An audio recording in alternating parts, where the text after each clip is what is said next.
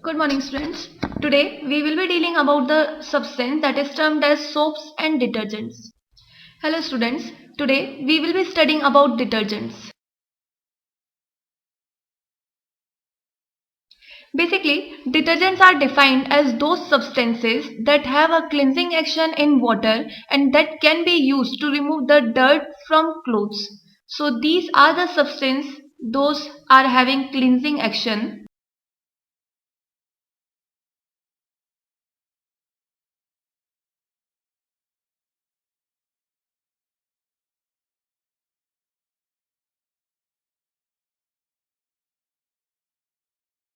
These detergents are further classified in two categories, and the two categories are, the very first is for soaps.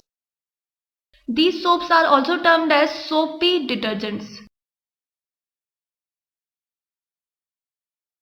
And the another category for these detergents is these can be termed as synthetic detergents, or the different term that we can use for these synthetic detergents is these can also be termed as non-soapy detergents or soapless detergents.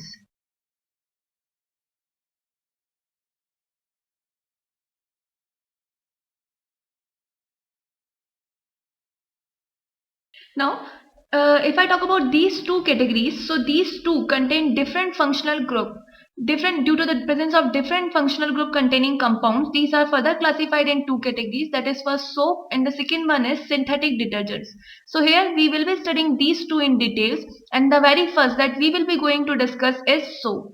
If I talk about the definition of these soaps, then these soaps are basically defined as the sodium or potassium compounds of long chain carboxylic acids.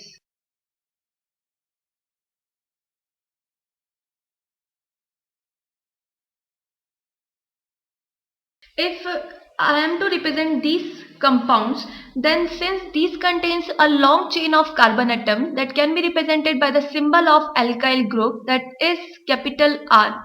Since the functional group is carboxylic acid here, so the functional group can be written as COOH, but since these are not the carboxylic acid, these are the sodium or potassium salts of this carboxylic acid. So the representation may be RCOONA, or the another representation for this soap molecule can be given as RCOOK. Here, these sodium salts of long chain carboxylic acid, these long chain carboxylic acids can also be termed as fatty acids.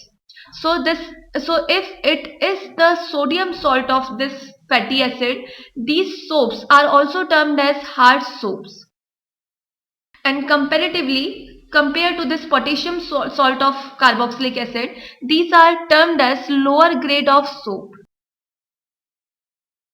And due to their lower quality, these are further used as the surfactants or as the cleansing substance, or these are used for the washing or cleaning purpose. While if I talk about this potassium salt of carboxylic acid, they have a comparatively better quality and these are considered as soft soaps. Since these are of good quality, so these are further used for the bathing purpose, or in the shaving cream we prefer these soft soaps.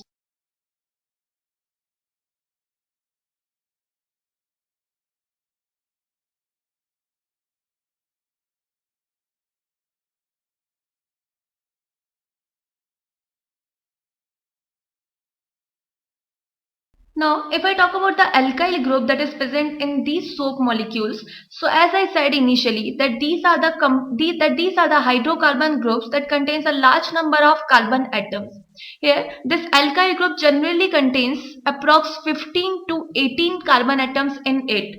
But if I talk about some common examples of these alkyl groups that are generally used to prepare these soaps at the industrial level, then these examples are, if this hydrocarbon group contains 17 carbon atoms with 35 hydrogen, and here the functional group is COONA, then this soap molecule can be termed as sodium stearate.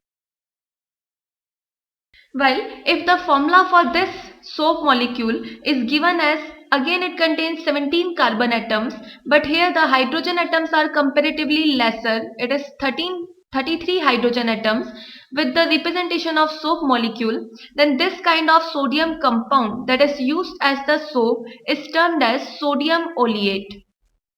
Well, the another most common use form of soap is with the 15 carbon atoms and 31 hydrogen atoms with the functional group COONA.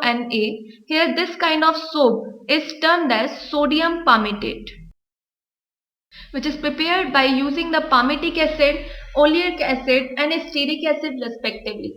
Now, if I talk about the methods of preparation for this soap,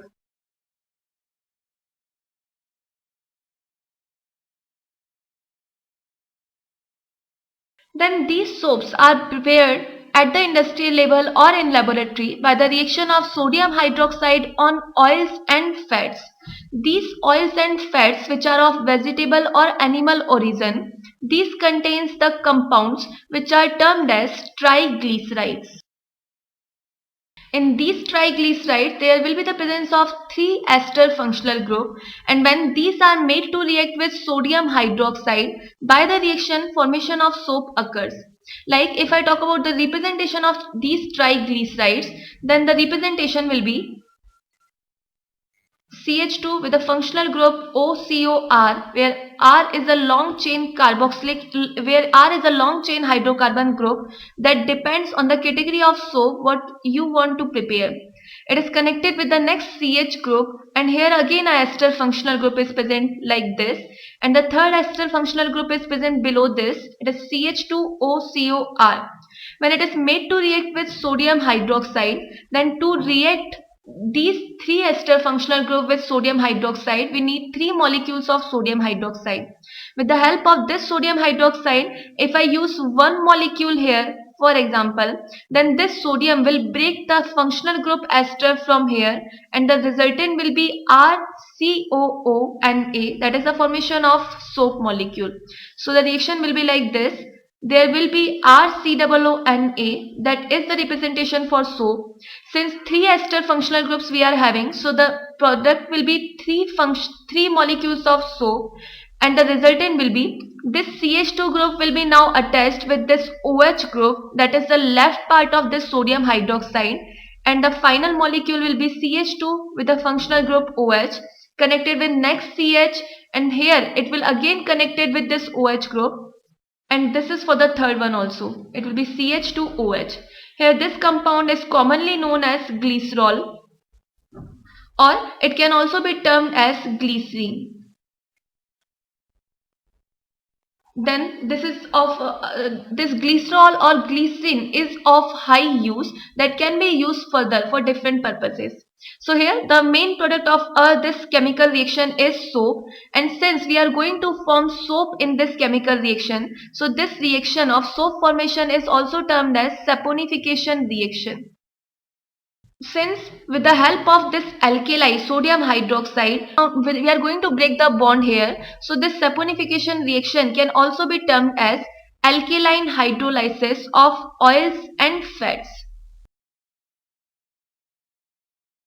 Now, what the different kinds of oils we can use here to prepare this soap? Then traditionally used oil are, we can use palm oil, coconut oil, olive oil, or the different categories of animal oil to prepare this soap in laboratory. Now, this saponification reaction also gives us the answer that why bases are soapy to touch. We have read in the properties of acids and bases that whenever we touch a base, we found it slippery to touch or soapy to touch. The reason is, since these soaps are formed by the reaction of a base with oils and fat, and whenever we touch a base, then the oil or fat which is present in our body and that is secreted to the skin by the sweat glands, it reacts with the base what you are going to touch, and by the reaction there occurs a saponification reaction, and the resultant will be the formation of soap. And since when we touch a base, their soap molecules are formed, that is why bases, whenever we touch the base, we find it slippery to touch or soapy to touch. So that is about the preparation of soaps. Now we will be seeing the cleaning action of these soaps.